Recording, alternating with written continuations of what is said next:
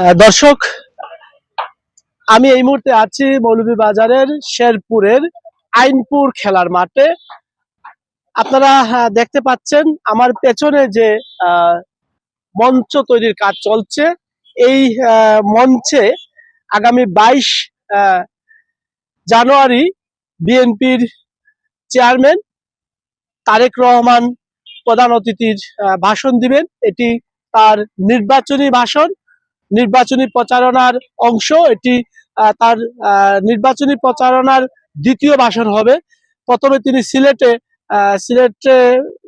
ভাষণ দিবেন, তারপর তিনি মৌলভীবাজারে আসবেন। এখানে বিশাল মানে কর্মযজ্ঞের প্রস্তুতি কাজ চলছে।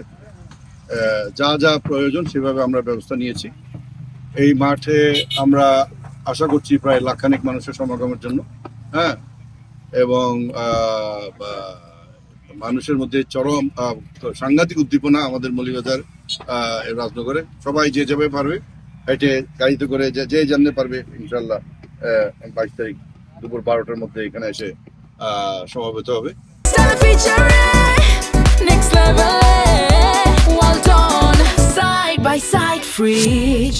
এবং আমরা চাচ্ছি যে এটা একটা স্মরণীয় বিশাল সমাবেশ করার জন্য।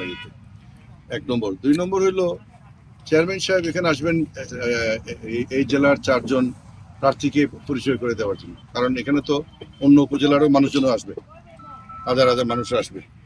তার আগমন থেকে প্রস্থান 45 মিনিটের মধ্যে মোটামুটি শেষ হয়ে যাবে। 22 জানুয়ারি বিএনপির চেয়ারম্যান জনাব তারেক রহমান মহোদয়ের নির্বাচনী জনসভা উপলক্ষে আমাদের মৌলভীবাজারের পক্ষ থেকে যে আইনপুর নামক একটি স্থানে জনসভা আয়োজন করা হয়েছে। তো ওই জনসভায় আইন শৃঙ্খলা নিয়ন্ত্রণ করার জন্য আমরা আমাদের সর্বোচ্চ সতর্কতার সাথে ব্যবস্থা নিয়েছি। সেখানে আমাদের ওই জোনটাকে 3টা জোনে ভাগ করে 3টা জোনে 3 জন সিনিয়র অফিসারের নেতৃত্ব দিয়েছি। পাশাপাশি ওখানে সাদা পোশাকে থাকবে, স্পেশাল টিম থাকবে এবং আমাদের পোশাকই থাকবে। তাছাড়া জনাব তারেক রহমান মহোদয়ের সাথেও ওনারও কিছু ব্যক্তিগত সিএসএফ থাকবে। তো সেই ক্ষেত্রে আমরা চেষ্টা করছি পুরো এলাকাটা নিরাপত্তা বলয় তৈরি করার মাধ্যমে নিরাপত্তা নিশ্চিত করা, এবং আশা করি ইনশাআল্লাহ খুব সুন্দরভাবে এবং সফলভাবেই আমরা এই আয়োজনটা শেষ করতে পারব। এখন বাংলাদেশে যে ইলেকশন, সেই নির্বাচনের জনসভা হিসাবে প্রথম জনসভা সিলেটে করে, দ্বিতীয় জনসভা এই মৌলভীবাজারে করবেন। তাই মৌলভীবাজারের মানুষ খুব উৎসাহিত এবং আনন্দিত উনাকে। মৌলভীবাজার জাতীয়তাবাদী মহিলা দলের পক্ষ হতে আমরা কয়েকজন এখানে এসেছি শেরপুর আইনপুরে। আমাদের 22 তারিখে জনাব তারেক রহমান সাহেব এখানে আসবেন। নমস্কার। আমাদের তারেক যে আসবেন বলে আমাদের মন গৌরব ও আনন্দে ভরে গেছে। সবাই উৎসাহিত কোন সময় আসবেন এবং দেখবো। দিন যাচ্ছে না, রাত যাচ্ছে না, শুধু অপেক্ষায় আছি উনাকে দেখার জন্য, এক নজর দেখার জন্য। আমরা অধীর আগ্রহে আজকে থেকেই এসে পরিদর্শন করা শুরু করলাম যে কিভাবে টেস্টটা সাজানো হচ্ছে। আপনারা সবাই আমাদের এলাকায় আমরাও খুব খুশি, বা আমাদের এলাকার লোকজন সবাই খুব গর্বিত, আনন্দিত যে তাইনটা সরাসরি দেখতাম পাইলাম এই আমাদের এত বড় একটা মাঠে। এতটুকু আর কেন কাজ চলে 3-4 দিন ধরে দোকান দিছি।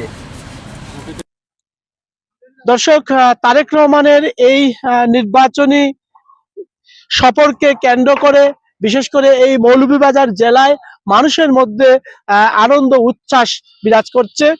এই যে গ্রাম, এটি আইনপুর গ্রাম। আমি এই আইনপুর গ্রামের অনেক মানুষের সাথে আমি কথা বলেছি। তারা আমাকে যেটা বললেন যে তারা কাছ থেকে তারেক রহমানকে দেখবেন। শহীদ রাষ্ট্রপতি জিয়াউর রহমান সাহেব আমাদের 1 নং কলিলপুর ইউনিয়নে ফতেপুরের মাঠে 1979 ইংরেজিতে আসছিলেন, এবং উনার সুযোগ্য সন্তান আগামী রাষ্ট্রনায়ক যিনি জনাব তারেক রহমান নির্বাচনী প্রচারণার জন্য আমাদের আইনপুরের মাঠে আনুষ্ঠানিকভাবে নির্বাচনী প্রচারণা করবেন। সেই আমরা অত্যন্ত ভাগ্যবান যে আমরা নেতাকে 22 তারিখে আমরা মৌলভীবাজার জেলার পক্ষ থেকে আমরা লাখো জনতার মাধ্যমে আমরা উনাকে বরণ করে নিতে পারবো। আমরা জেলা মহিলা দলের পক্ষ থেকে আমরা কয়েকজন এখানে মাঠ দেখতে এসেছি যে মাঠের ব্যবস্থাপনা কেমন চলছে। আমরা অধীর আগ্রহে অপেক্ষা করছি আমাদের চেয়ারম্যান জনাব তারেক রহমান সাহেব এখানে আসবেন।